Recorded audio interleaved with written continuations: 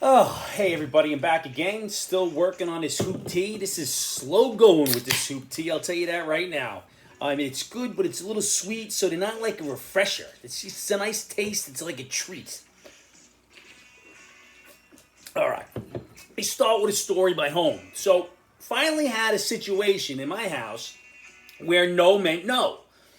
My wife had an extra Pilates machine. It weighs about 700 pounds. It's in the basement, taking up space. And she says, "Do you mind if my friend comes over and picks it up?"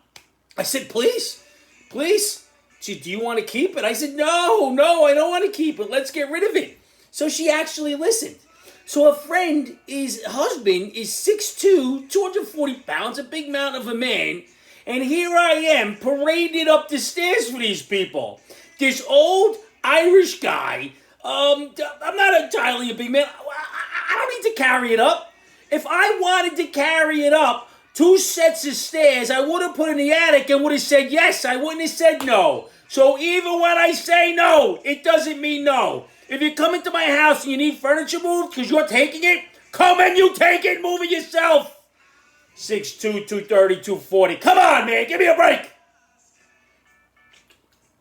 Get on to this. What do you think I'm talking about this week? We start with the Pride Month nonsense right away. Right away, Pride Month. They have a parade, and in the adjacent town is a Puerto Rican parade. My God, did this cause some uproar? I don't know. These scantily dressed prides against the rice and beans Puerto Ricans. I'll go with the rice and beans Puerto Ricans and the great music all the time. What are we doing getting now that the pride is offended because there was a parade the same time, taking away from their acknowledgement? I mean, I remember back in the day when the older gay, lesbian, bisexual, they were just looking for acceptance, looking to be married, looking to be treated equal, which they should be because they're great people. It's now that we introduce that T. That T should be cut off from the rest because I think that's where the mafia starts. I've never seen a group that needs to be so acknowledged. You can look at every month. There's at least 4 or 5 different activities or days or weeks in every month to acknowledge this group of people. It's insanity. Why do you need such acknowledgement? Listen, I may be a drinker, I may be angry, but I feel I'm a pretty good human being. I don't need to be acknowledged. The only people I need to be acknowledged by are the people I love and who I hope love me back. If they didn't acknowledge me, it would hurt me and I'd have to take some look inside myself. This group doesn't want to look. They don't want to earn respect. They don't want to earn acknowledgement because they're good, decent people. They want you to say, "Hey, look at me. Look at me." And now that we're having all of these other things going on, we're having tons of parades and interviews. So they interviewed the family of the 14-year-old drag performer. So the family said, 14 years old, well, if we didn't support him in his drag dancing, we'd be bad parents. I hate to tell you, this is exactly what makes you bad parents. Your 14-year-old boy should not be dressing up in drag, dancing for adults, and getting money thrown at him. It is obscene. You are horrible parents, not just bad. That's horrible. CPS should be like, hello, give me the damn kid. I don't understand it. Help me understand. It's insanity. Then we have another trans athlete, a trans woman.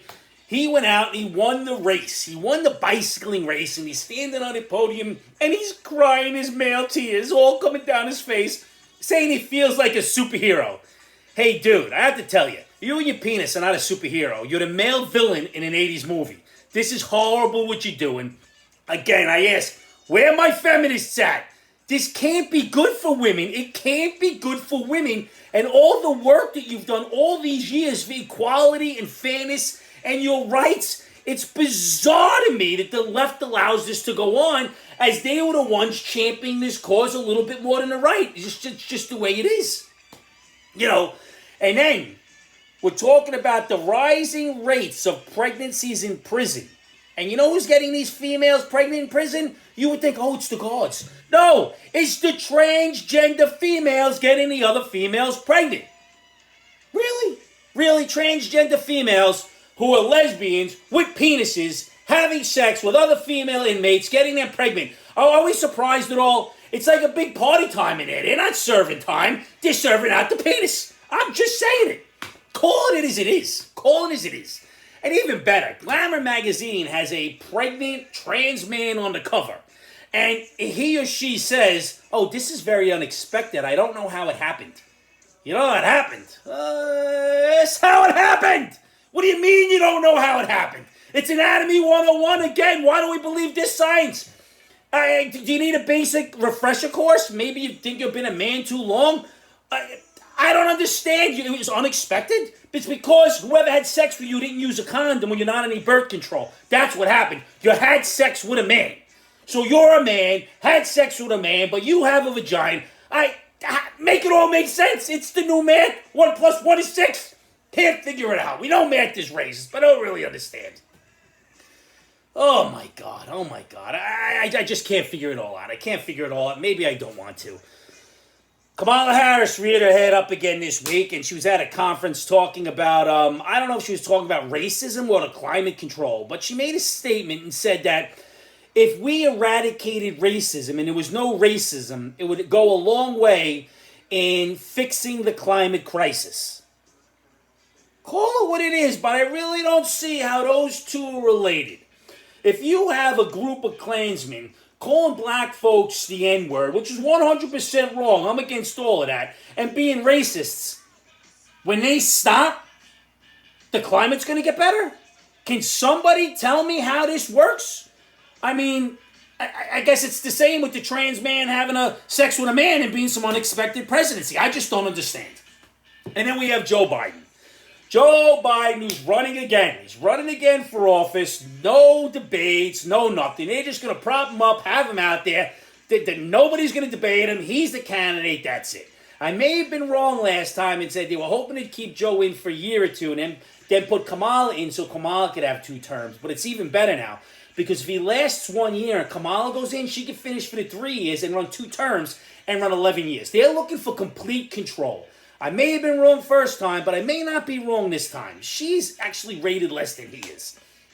But I digress. He gets on stage, the Air Force, and gives this funny little retort, his little speech, and he tries doing a little old man dance off like, hey, I'm funny, and goes down hard. Down goes Joe. Down goes Joe. He goes down hard. Everybody's laughing. And he gets up and he's pointing to this giant sandbag. He fell over the sandbag. So not only is his brain not working, his eyes don't work. He didn't see a giant sandbag? I mean, did it just pop out of nowhere? Did Trump come in and put the sandbag there? I'm surprised this wasn't Trump's fault. However, the next day on the news, the people who are pro-Biden and anti-Trump, well, Joe fell, you think Trump's healthy. Trump's not healthy. Trump can't be healthy. Everything needs to get back to Trump. There's nothing to do with Trump. The guy fell over a sandbag. Trump had nothing to do with it. He wasn't even in a state. God only knows, but it's got to get back to Trump. Joe good, Trump not good. That's it. Joe healthy, Trump not healthy, that's it. Whatever it is, it's got to be the opposite. Once again, we're run and governed by clowns, and the media is not your friend, no matter which side of the aisle you are on. I mean, there's a big gun protest. There was a gun protest the other day. They weren't protesting guns. They were protesting gun violence. Now, normally when there's protests, there's another side. Like people who are protesting abortion, they want an abortion. There's an other side. They don't want abortion. So, but when you protest against gun violence, who are you protesting against? Is there a group out there that say, yeah, I'm all for gun violence, brother. Let's go commit some gun violence today. Oh, wait. I call those Chicagoans. People in Chicago are killing people. They love the gun violence. So they must be the supporters of gun violence. I'm just saying. But who's supporting gun violence? Why are we having gun violence protests? Because there's no opposite side. You're not really protesting gun violence. You're protesting guns. But you can't quite get your head around it because your liberal mind is just going like this. The weight of always being right must be tremendous. Really. Must be tremendous. Also heard that now that spring is in the air, the smell of pot is also in the air. I don't have a problem with that. I'm not a smoker, but I do like the way it smells. I've been secondhand stoned many times at Dinger's house, I believe. I'm just saying. Over in Minnesota, they just pass some kind of bill where all illegal immigrants are going to be able to go to college for 2 years or 4 years for free. Can my son or your son or anybody, can we identify as illegals? What are we doing? We can't pay for our own kids. We said, no, shot that bill down. We can't send Americans to college for free. We're going to send illegal immigrants? Illegal immigrants?